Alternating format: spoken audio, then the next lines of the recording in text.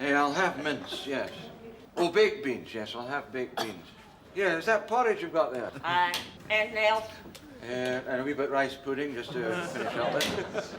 That's lovely. And some nice runny custard. Oh, that's beautiful. That's lovely. Enough? Yes, that's splendid. Thank you.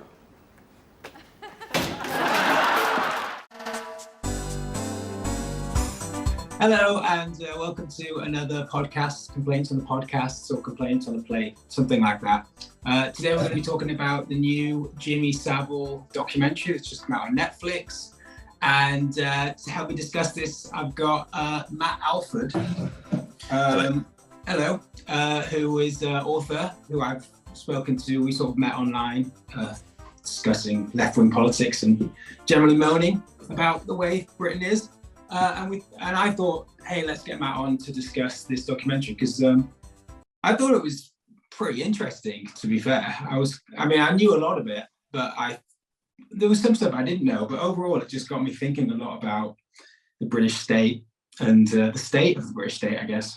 Yeah, I enjoyed it as well. I mean, you put me onto it, and for people who are watching, my sort of background as a researcher is in things like propaganda and politics, and but this isn't a case of documentary propaganda. It's a really interesting and sort of thorough examination of what Jimmy Savile, one of the most prolific abusers of people and children that has ever been produced by British society, what he did, and I think our interest in it sort of comes from the fact that it was integrated. It was showing how he was integrated with the British state. I mean, there was that amazing image where Margaret Thatcher goes into number 10. Do you remember this? About halfway through the doc, and Jimmy Savile is actually already in number 10 Downing Street and just pops out when she's opening the door. I mean, it reminds me a little bit actually of do you remember the Leveson inquiry, which was where the News Corps, Rupert Murdoch, who's behind the Sun and the News of the World and the Times and he's got a bedroom. He's got this back door at number 10.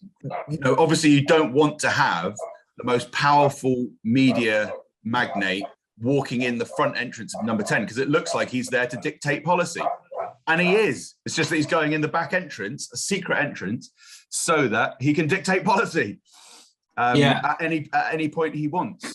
We're getting way off topic, but I've got a big theory about Rupert Murdoch. Have you been watching Succession, by the way?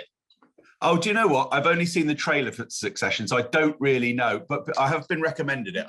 You should definitely check it out. Yeah, but Mike, it's kind of a comedy, isn't it? Yeah, but it's really just a really interesting take on media empires and how and why they come about. And I think with Rupert Murdoch, it's like everyone's like, well, isn't it a shame that the most powerful media baron in the world happens to have these incredibly terrible views? If only they had. Yeah. But I don't think you can look at it that way. It's like the reason he's got there. It's the old Noam Chomsky thing. The reason you're there, the reason you get to these places, is because the system needs people who have those views to be in those positions to fight for those views. Yeah. And I think that's, it's not the fact that he's a really successful guy and he just happens to have those views. They come together. Anyway, I don't know if any of this is going to get in. Because we're meant to be talking about this Jimmy Savile documentary. But I'd love to. What did you want to say about it? I'd love to make a whole series of shows about Succession. If you ever watch it, let me know. But what do I want to say about Jimmy Savile? All right. Well, I made a few notes as I was going along. I haven't seen it for a while now. It's been a while since I've thought about it. But let's just go straight into because you say that it's not a piece of propaganda, and I would agree to an extent. It's not pushing anything disingenuously, I wouldn't say, but it's interesting what they don't really discuss, right? So in the 80s, he was friends with both the royal family, Prince Charles and Diana, the sort of, almost the absolute top of the aristocracy, And he was very good friends with the Prime Minister. You don't get more connected, right, in the establishment than Charles and Thatcher. And they sort of show all of this, and show the footage of him dancing around Downing Street and things. But there's no real kind of discussion about how this is sort of able to happen, right? Because he's not an important person he's a TV presenter, a children's TV presenter at best, right? Or maybe top of the pops, light entertainment. It's like, you don't expect to see, I don't know, like Timmy Mallet, sort of like hanging around with, like, dictating policy with the Prime Minister. He's a very sort of, a marginal kind of light entertainment figure that somehow, and they never sort of discuss this weirdness anyway. So I wanted to sort of get into that a bit. Yeah, I guess it's just it's the integration of entertainment and politics, which is kind of like, that's what I've been studying really for the past 15 plus years. So it doesn't particularly surprise me that that entertainers are that well integrated with politicians. It's all part of the same kind of merry-go-round, politicians need entertainers to sort of, polish their image and sort of associate them with fun and things like that. And entertainers need, entertainers don't so much need politicians, but in the case of a prolific abuser like Jimmy Savile, then that was no doubt a benefit to him. I mean, it's unclear from the documentary about the extent to which, I was never quite clear on the extent to which the establishment actually covered up for Savile, or whether it was just the fact that the victims were aware that he was connected with these other powerful people that put them off putting in complaints at an earlier stage. I'm guessing it's more the latter. But then there was that interesting aspect of the documentary where he had those, what were they called, Monday Club or something like that, where he had, several senior policemen around each Monday to hang out and talk about the various sort of hate mail that he had got. That's true. But I mean, the agenda of the film was, the documentary is called Jimmy Savile, a British Horror Story. Which I think was a really good editorial choice in terms of entertainment, because you've got this wraith-like figure, which is what he looked like for most of his life. He looked like if one of the Village of the Damned kids ever grew up. Had grown up. Which I think is another thing where it's quite like, there's a kind of idea at the beginning documentary that the country was besotted with him, or were like all the country, the whole nation had been groomed. And I don't know, I think most people just thought he looked very weird. And we talked about this on the phone just before we came on air, didn't we? About actually, well, I mean, I when I was 10, I think I remember just being at a cricket club, in Torquay, like nothing to do, nowhere near Leeds or anything like that.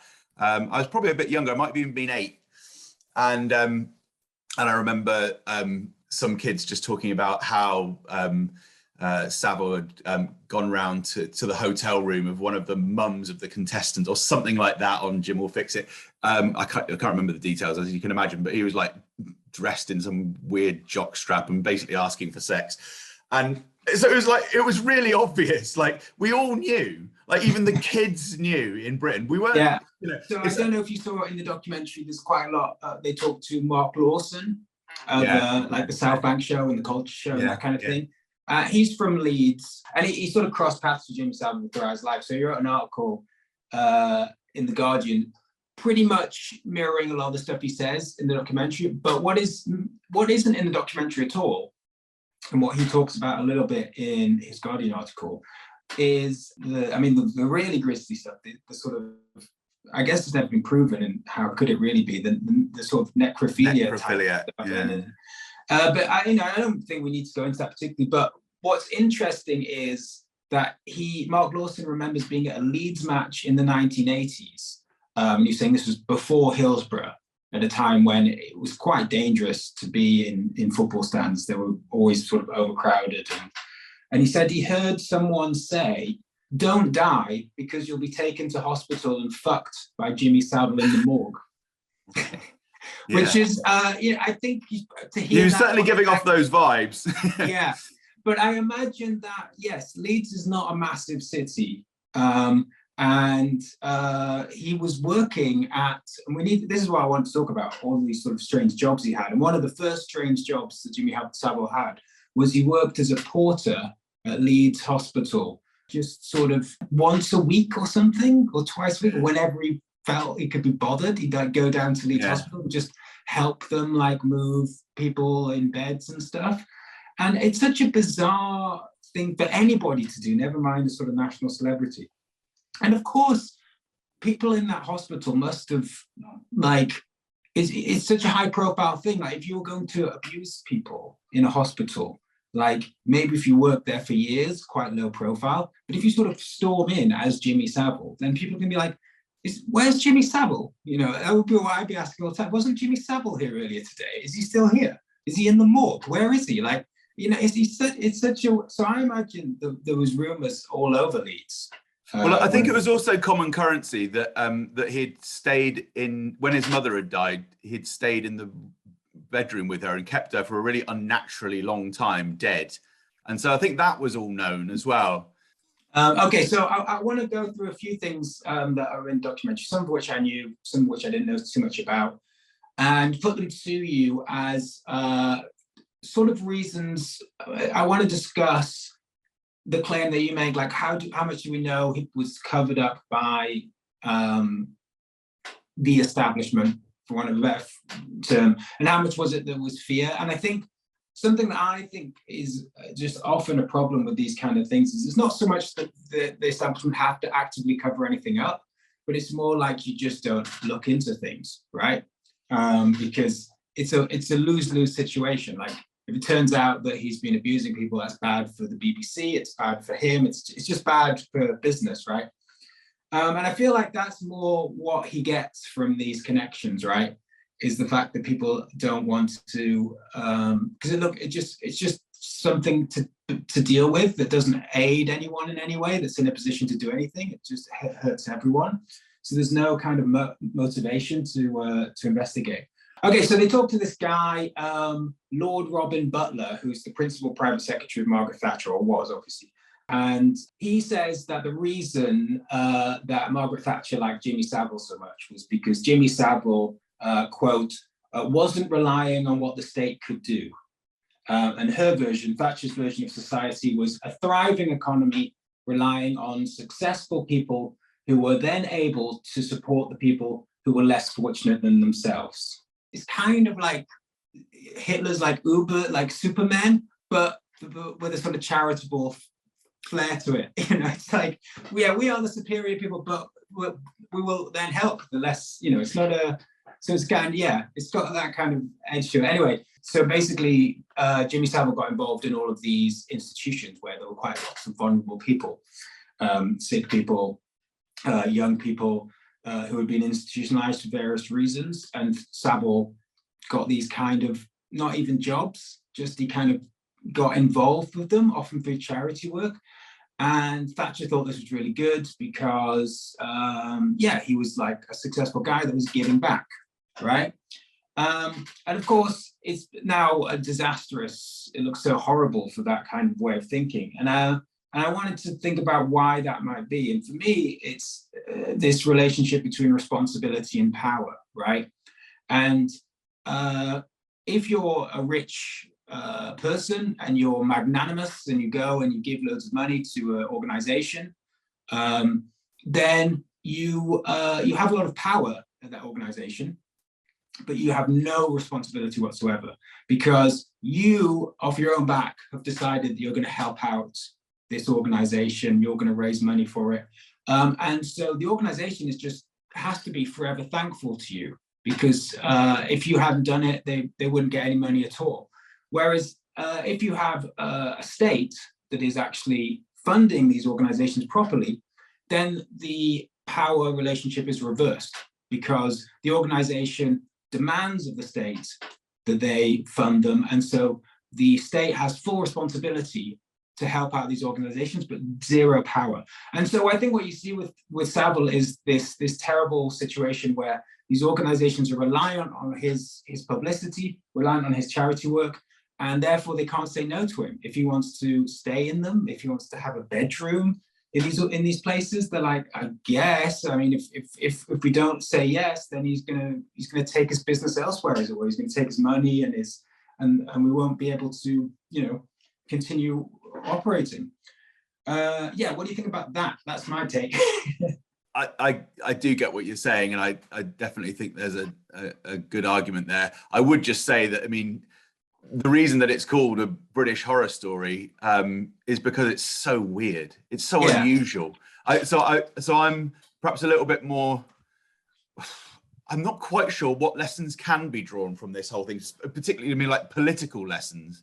I'm not quite sure, because in the end, this was a unique and bizarre figure, almost like a Rasputin-like figure, who gained personal power in a political court and used it for his own bizarre and sick gratification. So that's quite unusual, particularly on that scale and with that level of fame. So I'm not quite sure what lessons can be drawn politically from this, which is why I'm kind of a little bit at sea with it. Sorry, I've got a fly in my house. I'm a little bit at sea with the political angle on this discussion. I mean, I'm interested in it, and I've as part of a book I did a few years ago, I did talk about Jimmy Savile as a kind of metaphor for like kind of the embodiment of kind of entertainment within political systems. But I'm not sure if it's a perfect metaphor. I think in a way it was just an aberration. Well, I mean, I wouldn't say, I'm just putting forward an idea. I'm not saying that this is, this explains everything. So I definitely think I think you're right that as a metaphor, albeit as a loose metaphor, I think that Savile did represent that idea of a kind of the sort of embodiment of the free market. He had no home, seemingly. He just moved around the country. In fact, he says very specifically that he has no base. He's like the kind of capital flight that was the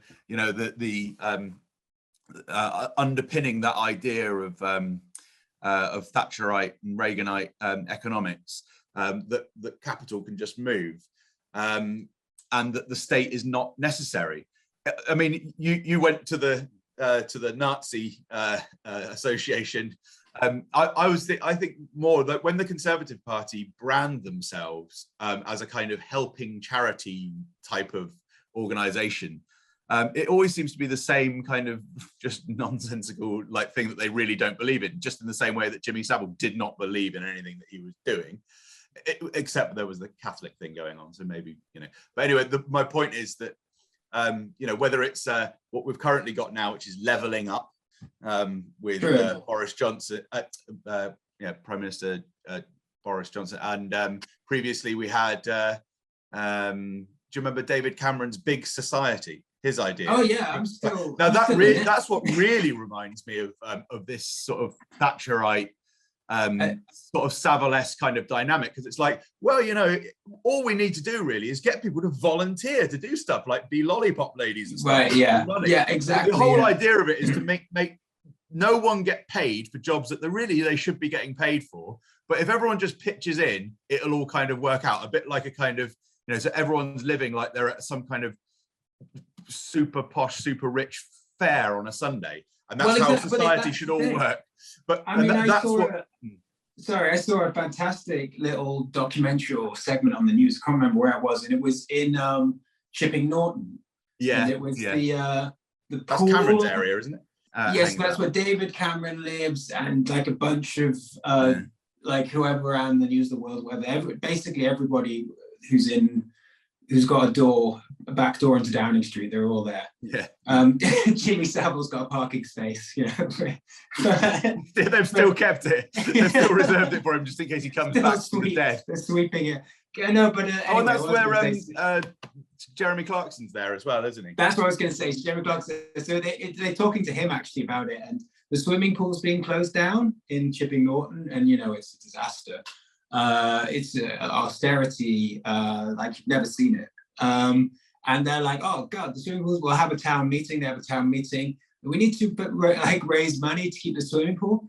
The people that live in Chipping Norton, they raised 5 times the money they needed on the night, and then it's, we'll just keep it open then. Like, well, why doesn't every town do that? And it's just like, well, because Chipping Norton is, the top of all the extracted wealth in the country to the sort of 500 or 600 people that live in Chipping Norton. The Prime Minister, heads of newspapers, massive TV presenters like Jeremy Clarkson. But anyway, so there's this feeling like, well, if you live in a small village and you have a lot of money, then it is a bit of a waste to give money to the all state. Because we'll just do it ourselves, Yeah, exactly. But you can see how even quite, perfectly nice people can get it into their head that can all work out fine. If there's loads of money sloshing around, it seems like it's going to work. But of course, it comes down to the fact that in the end, that is really, really atypical.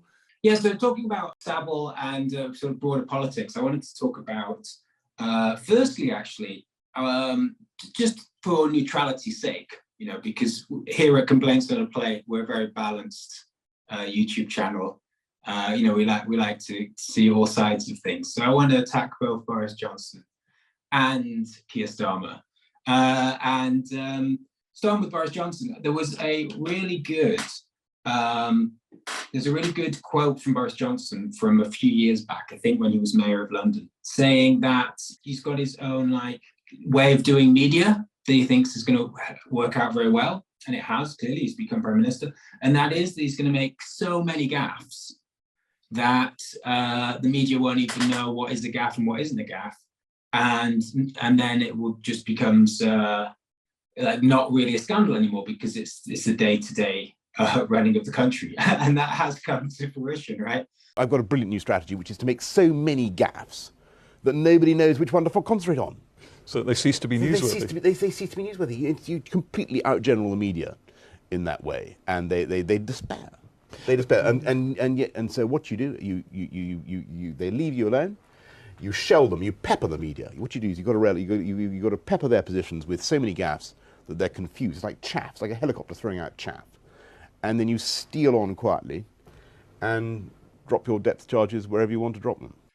I think it is interesting how there has been a rise of entertainment figures and of the necessity for entertainment and humour within the political sphere over the last few years.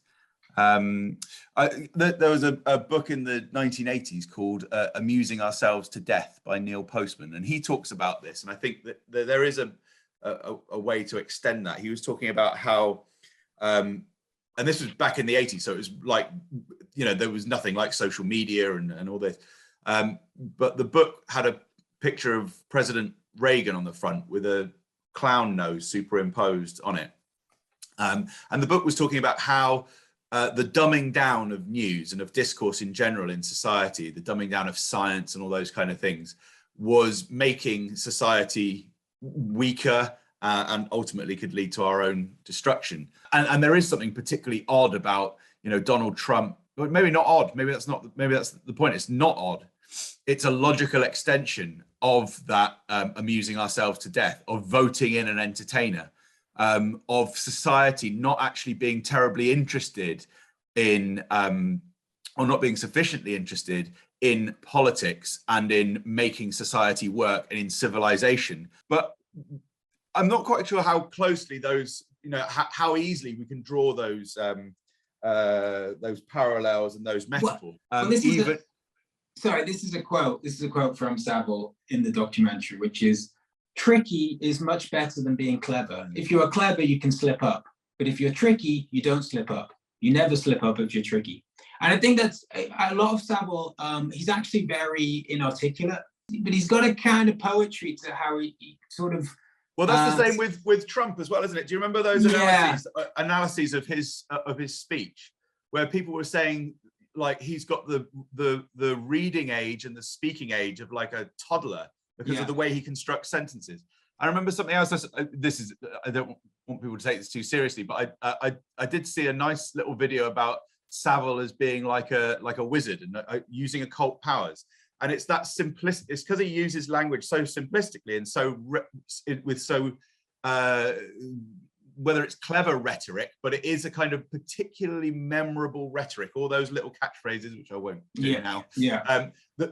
And the fact that he's carrying a cigar around, almost like a wand, almost like a, sort of to distract people, and by using extremely simplified, almost kind of childish rhetoric, like Johnson does, like Savile did, like Trump.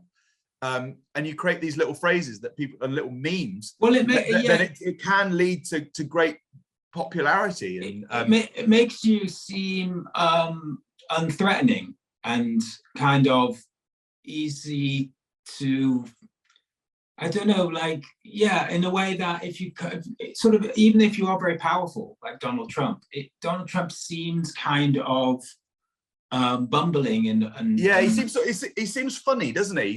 Because he's an entertainer. So, it does engender trust. I mean, it is strange, but like on some level, I do kind of like, it's a really sort of deep and pathetic level, but I do sort of slightly trust Boris Johnson because I think, oh, he's funny.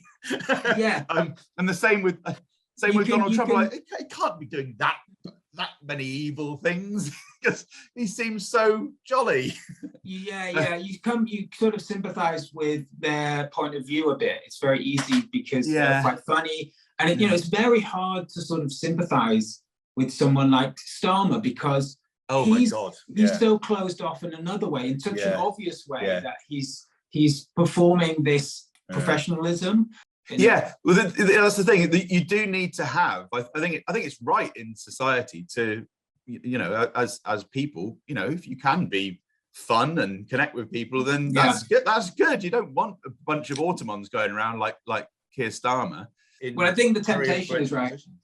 Is that I've heard this said by a lot of people. Keir Starmer is lying, but he's not honest about that fact. He's pretending that he isn't lying. Yeah. Whereas Boris Johnson is very clearly lying and wants you to know it's all a joke, and he's quite happy with that, which is not true.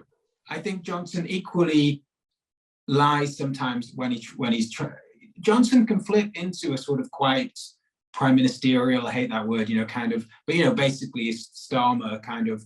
I am, during sort of the worst moments of the coronavirus and stuff, he's out there pretending that he's really taking everything very seriously and all that kind of stuff. But there's another side to him that is very much like, I know it's a bit crazy that I'm prime minister. I know it, you know it. Here we are. Let's have a bit of fun, and it's interesting. Anyway, but I did think, even though it's quite a sort of ambiguous way of sort of describing his, I'm talking about Jimmy Savile here, sort of describing his persona and how he used that, this idea of him being tricky rather than clever. I think he is sort of trying to explain something quite complex about what he's doing. And it is similar to the sort of performative aspects of Johnson and Trump. But I think the other thing, and it is what they all do, it is what Starmer does. It's just a different way of doing it. And we're very tired of that Blair Starmer way of doing things.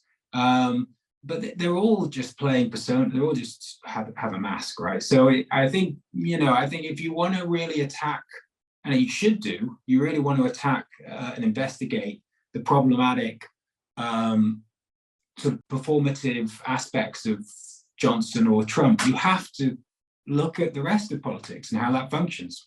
I think you're right, and this is the thing. Like it's inherent within this discussion that we're talking about sort of weird personalities. But in the end, what are rather than the focus should not really be on personas, because personas. Jimmy Savile could have, with the same weird persona, Jimmy Savile could have been the most lovely, non-abusive Father Christmas-like figure, in the world. But he just wasn't. That wasn't who he fundamentally was. Boris Johnson could be really lovely. He could really help out create a more equal society and blah, blah, blah, you know, and he could still have that weird bumbling personality, and we wouldn't blame him for it if he was doing the right policies. Even the same with Corbyn, you know, Corbyn could have been completely different, and whatever.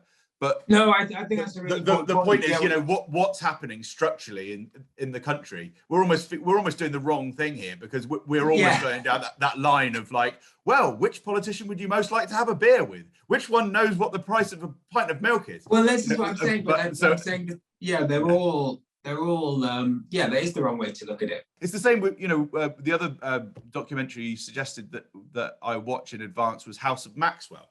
It's like, again, like, so looking at Robert Maxwell, the head of the Mirror Group, and his daughter Ghislaine Maxwell, who's is obviously now in prison and bound up with the Epstein scandal intimately. You know, what do those scandals actually represent? What do they mean? Do they mean anything politically, or is it just kind of soap opera? You know, when we have those. When we see those documentaries, are they really telling us anything politically, or are they actually healthy really for society? I guess like what you kind of said at the beginning was like, well, I don't know what sort of political, you know, education you can get from watching this documentary. And I sort of and it's true for me with this video that I'm making, because I have a political YouTube channel and I'm looking for things that are topical and I want to make videos on. So, you know, I jump onto something like this Savile documentary and I'm like, oh yeah, there's bound to be some real deep political understanding that we can gauge from it. And then I mine it for that stuff. And really, I don't know if there is much there, but as you say, we're all wrapped up in it because the Savile case and you know, Epstein, you know, it gets very wide news coverage, and therefore if you want to even be part of the conversation of what's happening sort of in current affairs, like if I want to make a video, you know, I make videos about Julian Assange, and then the last one I said, you know, the reason that this doesn't work is because nobody's interested, right? And the reason nobody's interested is because it's not being promoted as a wider conversation. You know, so I made this video because it was when the Bond film came out. And there was heavy promotion about the Bond film. And everybody was excited about Bond for about a month. And then everyone forgot about Bond and they started to move on to something else.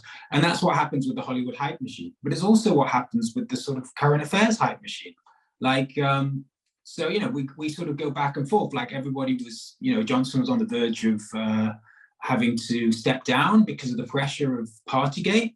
And then there was the Ukraine war and everybody's talking about Ukraine. Of course, throughout the whole time, the Yemen war was going on. Yeah, no one, and you know, the media doesn't care. I mean, lots of people are aware of it. Yeah, I mean, 400,000 people have died now in that war. I mean, it's absolutely insane, and it keeps accelerating. And the British Foreign Secretary, like 3 years ago, was saying how, oh, you know, by working closely with the Saudis, we can end this war. It's like, what are you talking about? It's the opposite is true. You're giving them all the weapons. You are using your technology and advisors as a fundamental part of making this war happen. They couldn't work without Britain. And you're saying that by being there, you're dissuading the Saudis from going to war. Well, if that's true, we're 3 or 4 years on from that statement, and you are wrong. It's just there are some things that are just clearly inaccurate, and people just say that, but they can get away with it with something like Yemen because, like you say, there's no wider conversation. Julian Assange is another good example. In fact, I noticed the other day that a British court has approved him to be extradited to the United States, supposedly for 175 years in prison. Hopefully that will be commuted, but even so, it's a really huge moment in journalistic history. The next stage is for Priti Patel, Home Secretary, basically to approve that, which she will, I'm sure, with gleeful abandon. Yeah. But I looked on the BBC News website right after that announcement. Nothing, not anything on the whole BBC News website. No reporting of that. It's like it's a massive thing. Yeah, so much of what's happened with, I know what was the point I was going to make with Assange as well. That permeated right through the media. I remember in 2013, there was in the big issue, not the Sun, not the News of the World, not the Telegraph. The big issue had a front page piece about Julian Assange, with him doing looking like James Bond, and with all the graphics of James Bond, like you were saying with your video. And the title of it was "The Spy Who Loved Himself." And so it was all about Assange's narcissism. But most of what's happened with Assange over the past 5 years and why it can't get any purchase within the wider society is because since 2016, there's been almost nothing said about it. I mean, it was a huge thing while he was in early on in the when he was stuck in the Ecuadorian embassy. But for the last 5 or 6 years, the news coverage of Assange's plight has just gone. Yeah. And it's basically a huge taboo even to discuss it now. Well, that's what it has been for years. That's why I want to discuss it, and I want to sort of bring into clarity a few to how it's focused on, because we're talking about Yemen, and I think Yemen and Julian Assange are both things that it would be really we should be talking about all the time. Yeah, but we shouldn't, because they should be solved. Right. They should have been solved about 6 years ago. But the problem is that if even as a small content maker like myself, if I make a video on those two topics, nobody watches it. No one will watch, yeah. Because you're already kind of in a mindset of what is important, or not even what is important, but just what you're interested in. So people are just incredibly interested in the war in Ukraine, right? In a way that, any war across the world is a terrible tragedy, but there's nothing particular about that war that warrants the interest over and above other conflicts, and I think that's what really fascinates me. And it's what I'm going to bring it all back round now and mention the notorious comment by Boris Johnson in Parliament to Keir Starmer about Jimmy Savile and Julian Assange. A lot of people forget what the full quote of what he said, but I've got it here. Mr. Johnson said, Sir Keir spent most of his time prosecuting journalists and failing to prosecute Jimmy Savile. Nobody talks about the first part of that sentence, which is basically Boris Johnson, unbelievably, said that Keir Starmer prosecuted Julian Assange, and this was a bad thing to do, apparently, and at the same time he failed to prosecute Jimmy Savile. And I really want to get into this because that was only a few months ago, and for the last year or so, if not longer, Boris Johnson's own government has been trying to get Julian Assange extradited. And as you say, the next step is for the Home Secretary, his Home Secretary, to sign this off. But of course, the problem with that first part of the statement is that Keir Starmer doesn't want to bring it up either. He doesn't want to talk about the fact that if he was in government, he would probably do the same thing. Right. But getting to the second part, failing to prosecute Jimmy Savile. So this, when we're talking about what are you allowed to talk about in the media, what sort of space do you have for conversation? So talk about Julian Assange, that's boring, no one's interested. Talk about Yemen, it's boring, no one's interested. If you talk about, say, anti-Semitism in the Labour Party, if you sort of question the narrative, that's outside. You can't have a criticism. You can't have any sort of critical take on that. As you can't have any critical take on the war in Ukraine, and you can't have any critical take on Keir Starmer's previous career as a lawyer. That's off limits, right? And you saw this when Boris Johnson said this, even in his own party, like, no, don't talk about that. Because Keir Starmer was part of the state at that point. He wasn't part of the Labour Party. And the state apparatus is something that can't be criticised. So Johnson kind of made a slip up there when he mentioned failing to prosecute Jimmy Savile. And there was a huge amount of news stories from all the major newspapers and from a lot of his own MPs saying he's gone too far. That's crazy. Why would you say that? But if you look at the statement, failing to prosecute Jimmy Savile, the reaction was, that's outrageous. That's a smear. That's not true. So what does that mean? That means he succeeded in prosecuting Jimmy Savile? That's not what happened. There was a failure. Okay, you can say that how much was Keir Starmer implicated, but you're not even allowed to get into that conversation because now you're suddenly questioning the narrative. And I think it's that kind of total lack of nuance. Like, don't even talk about that. But some people did. And interestingly enough, it was. Do you read The Spectator? Here and there. I think I follow Spectator on Facebook. Do you know Steerpipe? Oh, yeah. Good old Steerback. Yeah, I mean, he's horrendous. But if you want to attack the Labour Party, he's quite good. He's got some good stuff. So he says, he wrote an article, "Why is the BBC saying Boris's Savile claims are false?" And he basically goes into it. And what he does is he picks out a BBC News article, the fact checker BBC News article, which I read, which is really telling. And I'll just read you a bit from his article, and then I'll read you what it says in the BBC fact checker. And you can see where there's a good argument for some culpability, considering that Keir Starmer was chief of prosecutions at the time. He was the top guy. So he says, the key distinction of the claim is not a factual one.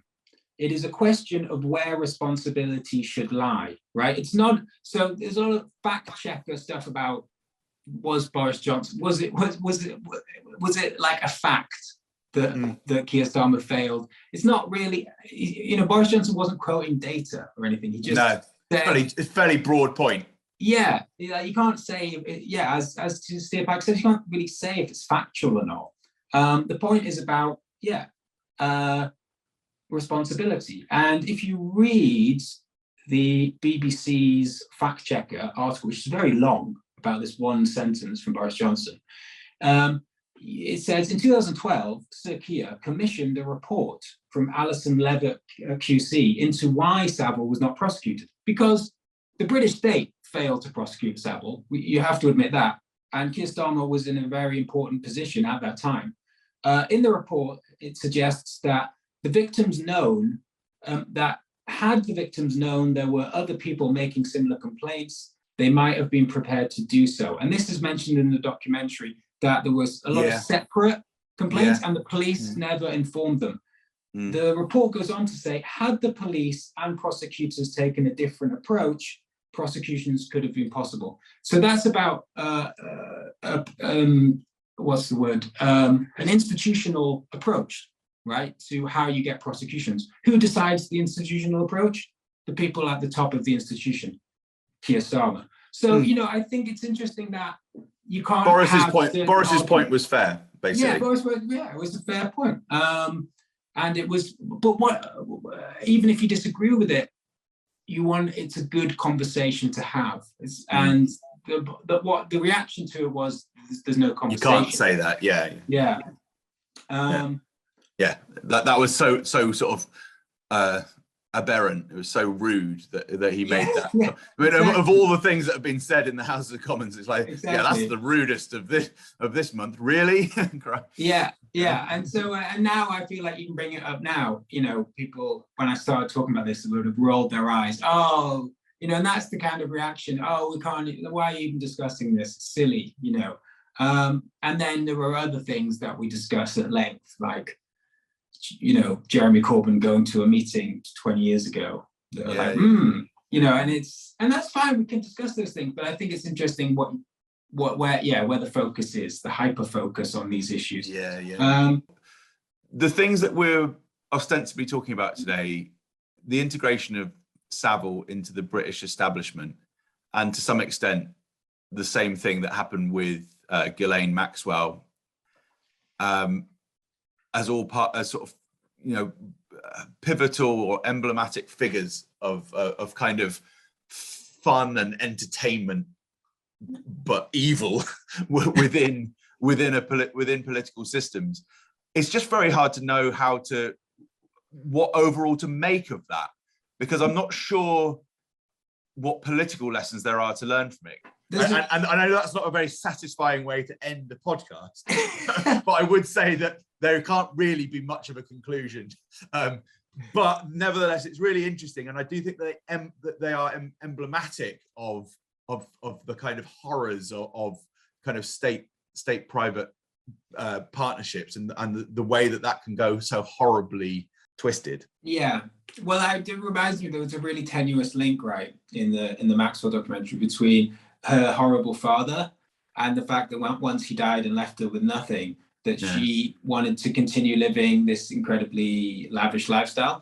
And you think, well, you could just marry. She was quite, charming, attractive woman. She could just marry a rich person. But no, she had to sort of groom children for for Epstein, just so that she could stay in the lifestyle that she's accustomed to. It's like, that's not the normal way of staying in like a rich lifestyle. I don't know. Yeah, I think it looked like from the documentary that it was more about indulging a perversion than it was necessarily making very much money. She seemed like she might have been, the documentary don't go into a great deal of detail, but seemed like she might have been fairly kind of, maybe not normal, but, you know, like on the right side of crazy when she was younger. But it seemed like that, what happened with her father and probably with her brothers as well, it sounded like she really, something snapped in her Well, head. she didn't think that...